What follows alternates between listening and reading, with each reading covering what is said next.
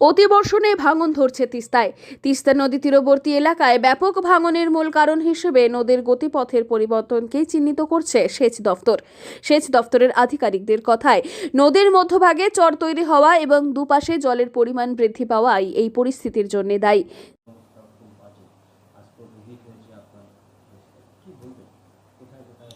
নদীর চ্যানেল গতি পরিবর্তন হয়ে গেছে because of the rise of river bed. আমরা ডিপার্টমেন্টে আমরা এগুলো নিয়ে অনেক চর্চা করছি, আমরা ড্রেজিংয়ের পরিকল্পনা করছি। আর কোনো উপায় নেই, নদী গতি পরিবর্তন হয়ে গেলে তখন পাড় ভাঙছে, আমাদের স্ট্রাকচার ভেঙে ভেঙে খসে খসে খেয়ে নিচ্ছে রাক্ষসের মতো। সেই ক্ষেত্রে আমাদের চেষ্টা চলছে, আমরা লড়ে যাচ্ছি, কিন্তু খুব কঠিন। অলরেডি অনেক জায়গা নষ্ট হয়ে গেছে। দীর্ঘদিন ড্রেজিং না করার কারণে নদীর গতিপথ পরিবর্তিত হচ্ছে ক্রমশই, যার ফলস্বরূপ নদী ফুলে ফেপে উঠছে। নদী তীরবর্তী এলাকায় গ্রামগুলিতে জল ঢুকে প্লাবিত হচ্ছে এলাকা। ড্রেজিং হলো নদীর তলদেশ থেকে বালি, মাটি ইত্যাদি উত্তোলনের একটি বৈজ্ঞানিক প্রক্রিয়া। এই প্রক্রিয়াটি নদীর গভীরতা বজায় রাখতে এবং তার প্রাকৃতিক গতিপথকে স্বাভাবিকভাবে ধরে রাখতে সাহায্য করে।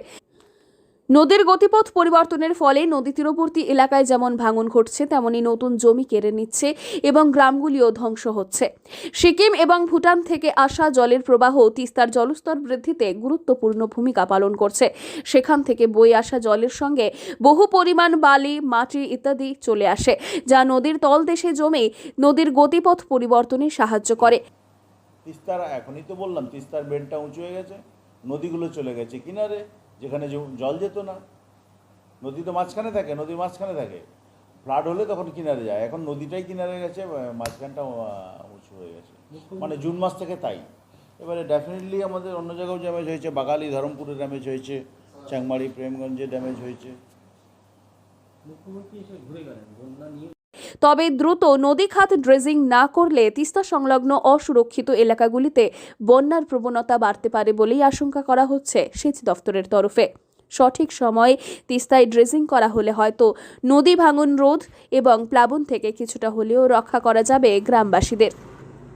জলপাইগুড়ি থেকে সুরজিৎদের রিপোর্ট, লোকাল 18 বাংলা।